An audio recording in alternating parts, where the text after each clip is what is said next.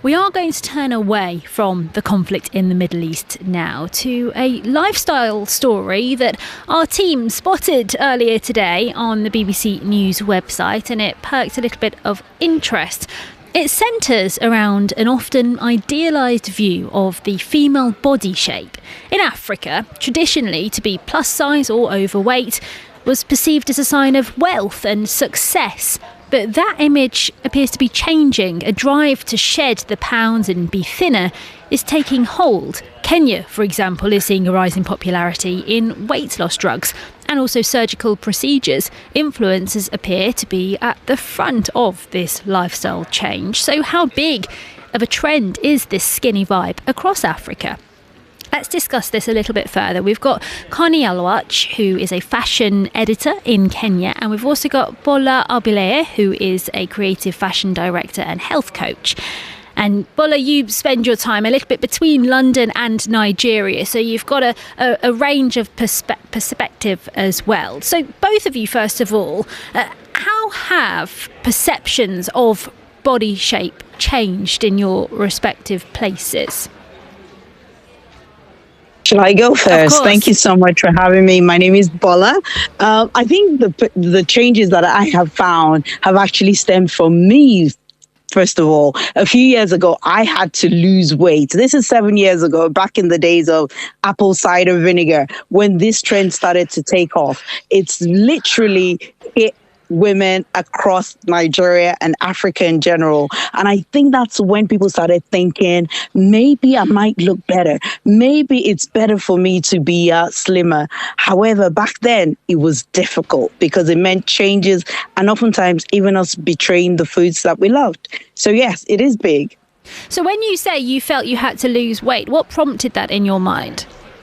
So I had a health scare. So I had a choice as to whether to go under the knife or to lose weight to see if it'll fix the issues I had. I also had some personal issues I was going through then.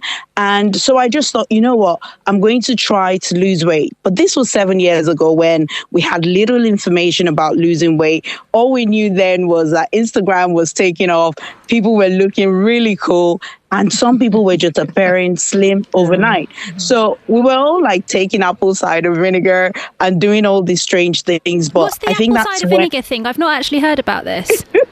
So back then, 7 years ago, we discovered apple cider vinegar and we'd do like mixes, and there were things called like skinny belly water. We'd mix apple cider vinegar and lemon, and all these crazy things were coming on. We learned then about the ketogenic diet. You know, different diets came off and people were literally learning as they went along.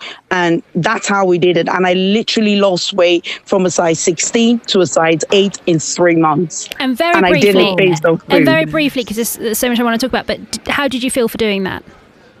Oh my goodness, it literally changed my life. I feel like after I did that, I became more confident. I wanted to show up everywhere. And best of all, I wanted to tell every woman that there's a secret to really finding yourself. It's in getting that body, because somehow it shapes your mind. It shapes your own perspective of how you see yourself. And yeah, it was a win. And it's really interesting, Connie, isn't it? I mean, you've sort of been laughing and, sort of agreeing along, listening to Bola there. But where does this come from? Because much of those sort of remedies that you were both just laughing about, they're not medically approved. These aren't the ways that a doctor would say to you, if you want to lose weight in a healthy way, go and do this. So where does this come from? Thanks for having me on the show, and Bola, great to also meet you. So I have no idea where they come from. I mean, first of all, there was no carbs. I can't remember what it was called. There's a no carbs diet. I mean, there've been so many variations of these diets in the last few years. Absolutely. But I want to talk about Kenya. And in the last 5 to 6 years, the changes we've seen, especially in terms of weight and what people are doing. And I think COVID was a great, trigger, because a lot of people, women in general, also added a lot of weight because of staying home and not being as active. But then also what also came out of that was people began doing a lot of walking. So walking became a big thing. And also activewear in fashion in Kenya became a big thing. So those are two things that came out in the last 5 years that are big. So the fads and the diets have been there, but I think COVID has been significant in terms of how people take exercise in this country. And so, how different are the aspirations for the female body type now to be thinner? How different is that to what might have been the kind of traditional aspirations or assumptions of a typical female body? So, go ahead, Bola, then I'll go. Yeah.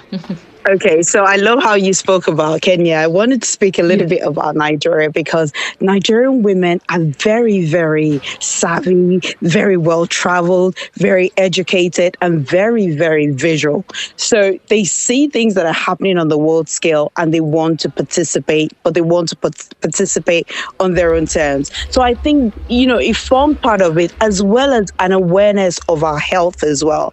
We became more aware of, how food affects our health. And people really wanted to jump on that, not only for the way they look, but also for the health benefits as well. Connie, go on. You were going to say something to that as well. Yeah, so it's interesting because I think in terms of there's been different dimensions in terms of how, women's, body shapes are looked at. Definitely I would say probably the older generation were, fuller figure. That wasn't really a thing. But I think with the younger generation, a lot of, different views on how what is beauty has changed, especially, again, I'd say with a lot of the younger generation and how they view and, what they're doing to have that certain beauty. And I think social media also has had a big impact on that, especially on this younger generation. Yeah, so I was wondering, is it transcending from influencers or what people are seeing on social media to how people, quote unquote, regular women are going about their lives or their kind of lifestyle routines?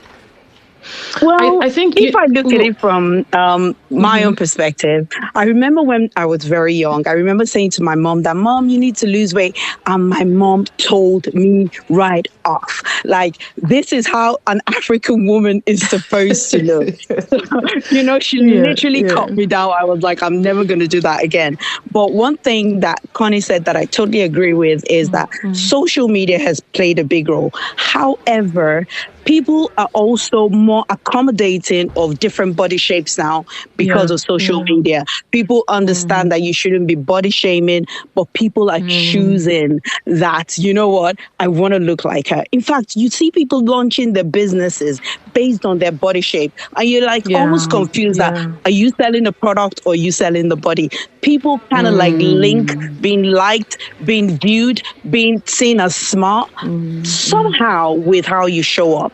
And I couldn't even fault that because that happened to me. I lost weight and I just felt like I'm on top of the world. Nothing can touch me. I'm all the way up. And it's really great to hear, Bola, that you can then find yourself feeling so good in yourself. But is there a consciousness, Connie, for health as well as how you look, on the outside? Because it's not always healthy to lose weight or lose weight in particular ways.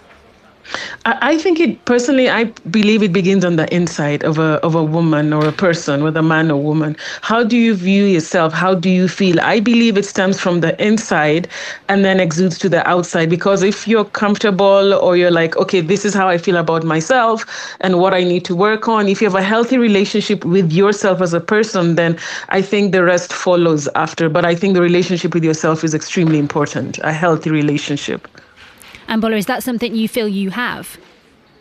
Absolutely. So when I was going through having to lose weight, one of the things I did was I decided that I needed to learn about food. So I literally signed up with what you will call the Harvard of health coaching and learning about naturopathic medicine. And I went back to just find out, what do carbs do to us? Why do we have body spikes and all of this? And one of the things I found was that many times what betrayed us was our food. And just getting that knowledge to people that, maybe we shouldn't be eating foods that are so carb heavy. And if there's anything at all, Nigerians learn. We know how to study. We learned that really quickly, that we started to almost, like I said before, betray our own food. And we were making up and adopting other foods just so we could, lose this weight and also keep an eye on our health, because we are that smart. We somehow want to live forever. whilst looking great. Bola Obliya, thank you very much, a creative fashion director who spends time between London and Nigeria, and also Connie Alwatch, who's a fashion editor in Kenya. Really good to be able to speak to both of you. You can actually read more about that story that was the heart of that conversation if you head to the Africa section of the BBC News website. Thank you for listening and keeping us company here today on Outside Source. It's been Priya Rai with you on the BBC World Service.